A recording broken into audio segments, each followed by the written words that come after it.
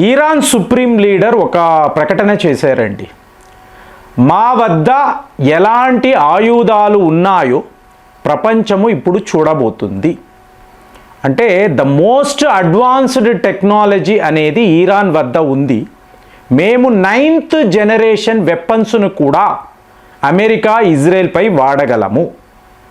So ఇది మామూలుగా ఒక స్టేట్మెంటే కదా, చాలా పొరపాటు అండి.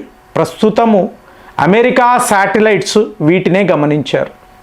ఇది ఎంత ఒక గమ్మత్తైన విషయం అంటే, ఇరాన్ ఏముందిలే, ఎక్కడో ఒక ఆఫ్ఘనిస్తాన్ లాగా బంగ్లాదేశ్ లాగా శాంక్షన్స్డ్ కంట్రీ కదా, వీళ్ళు ఏం చెయ్యగలరు అని అందరూ అనుకున్నారు.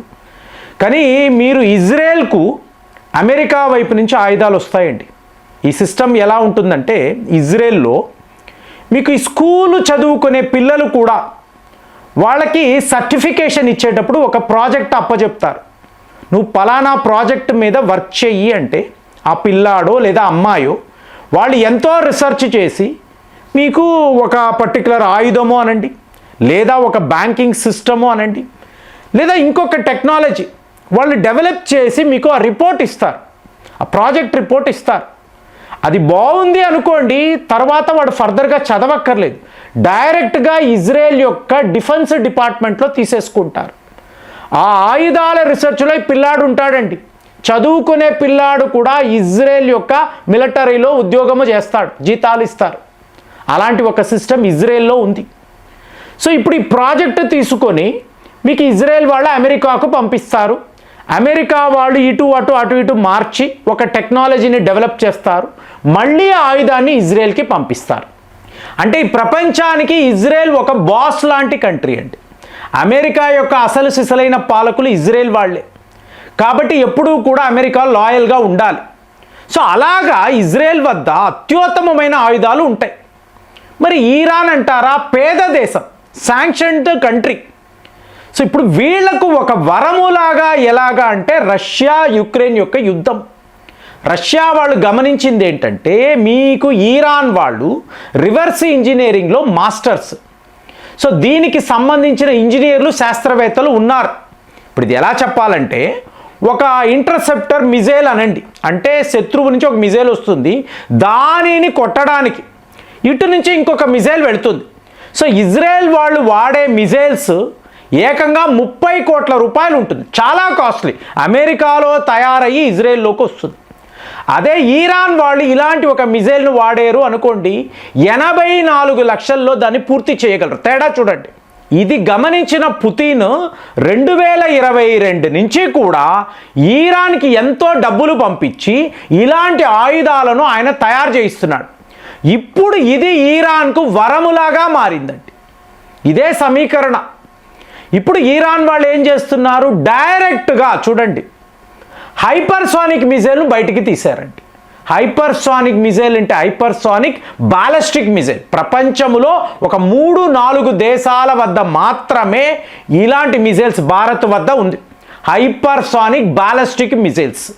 సో ఇప్పుడు ఇది ఎలా పనిచేస్తుందంటే, ఒక్కసారి దీనిని మీరు ఆన్ చేసిన తరువాత శత్రు దేశానికి, సే ఫర్ ఎగ్జాంపుల్ అమెరికా మీద ఇరాన్ వాళ్ళు హైపర్సానిక్ బాలిస్టిక్ మిజైల్ను వాడారు అనుకోండి, వాడితే మీకు 6 నిమిషాలు మాత్రమే రెస్పాన్స్ టైం ఉంటుంది.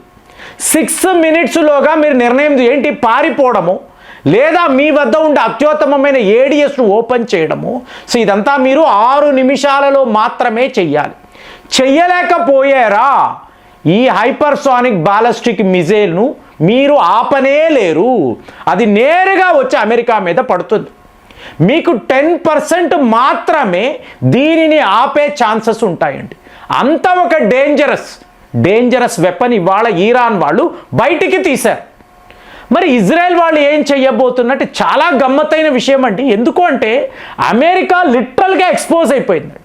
మా వద్ద అత్యుత్తమమైన వెపన్స్ ఉంటాయి, ఇలాంటిది ప్రపంచంలో ఎవరి వద్ద ఉండదని చెప్పుకున్న అమెరికా ఇప్పుడు థర్డ్ అన్నారు. ఎంతలా మార్కెటింగ్ చేశారు, మనల్ని బెదిరించారండి. థర్డ్ కొనుక్కోండి, ఏంటి, terminal hyper altitude area defence అంటారు, థర్డ్. సో దీన్ని మనం కొనుక్కోమన్నారు. అదే ఇరాన్ వాళ్ళు ఏం చేశారో చెప్పమంటారా, $300 మిలియన్ అమెరికన్ డాలర్స్ ఉండే ఏడిఎస్ను ఒకే దెబ్బ తాడు ఆపలేకపోయింది. అంటే మీకు నంబర్ 1 ఏడిఎస్ అన్నారండి. ఎన్నెన్ని మిసైల్స్ మీకు ఇరాన్ మీద వెళ్ళి పడాలి, అటు నుంచి మీకు ఒక డ్రోనో ఒక మిసైలో వస్తే చెయ్యలేకపోయింది, తుక్కు అయ్యింది. సో ఇక్కడ భారత్ ఏమిటంటే మనము S-400 కొన్నామండి.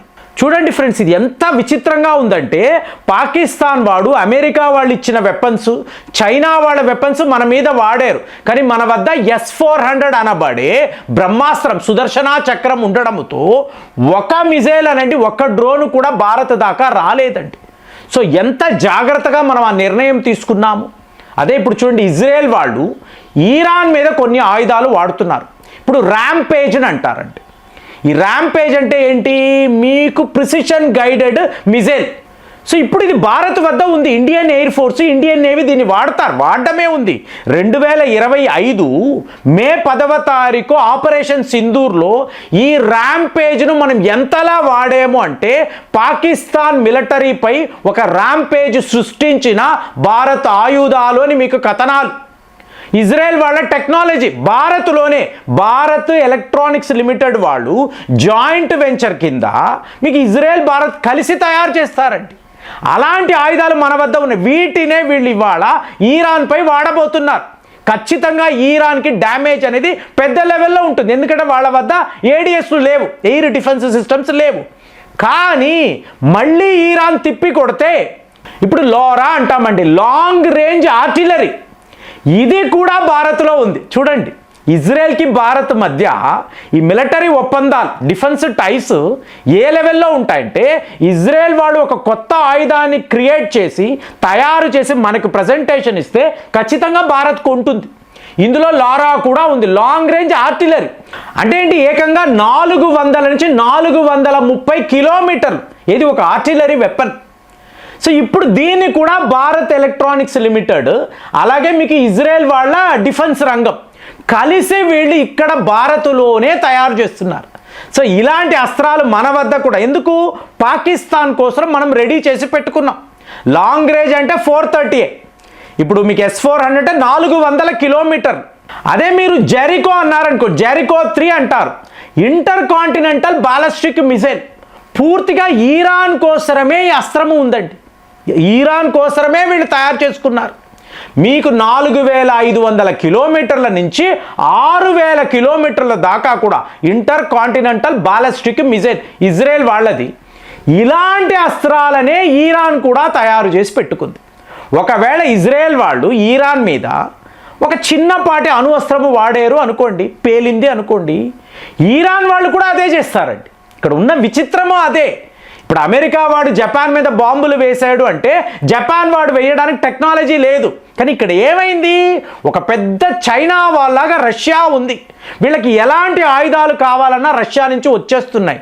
దాంతో ఇరాన్ వాళ్ళు మేము తగ్గేదే లేదు, అమెరికా అంతు చూస్తాం, మా వద్ద ఇవాళ హైపర్సానిక్ బాలిస్టిక్ మిసైల్స్ కూడా రెడీగా ఉన్నాయి, ఇజ్రాయెల్ అమెరికాపై వాడబోతున్నాము అంటే ఒక సౌదీ అరేబియానో, యునైటెడ్ అరబ్ ఎమిరేట్సో, ఖతారో, కువైతో వణుకుతున్నారండి. హైపర్సానిక్ మిసైల్స్ మా మీద వాడితే మా దేశం ఏమవుతుంది? ఆపడానికి అమెరికా వాడు అక్కడ లేడండి, పారిపోయాడు. లిటరల్గా వీళ్ళని విడిచిపెట్టేసి వెళ్ళిపోయాడు. యుఏఈ వాళ్ళు గొప్పగా చెప్పుకున్నారు, శత్రువులను మేము ఆపం. ఎవరు నీ శత్రువు? ఇరాన్ నీ శత్రువా, అమెరికా నీ శత్రువా? తెలియలేదు. దాంతో దుబాయ్ ఎయిర్పోర్ట్ కూడా ఇవాళ టార్గెట్ అయిపోయింది. మరి ఇరాన్ వాళ్ళు ఏకంగా హైపర్సానిక్ మిసైల్సే వాడతారు అంటే ఈ యుద్ధం ఆగుతుందని మీకు అనిపిస్తుందా? ఆలోచించి కామెంట్స్లో రాయండి. మళ్ళీ వచ్చే వీడియోలో కలుద్దాం. జై హింద్.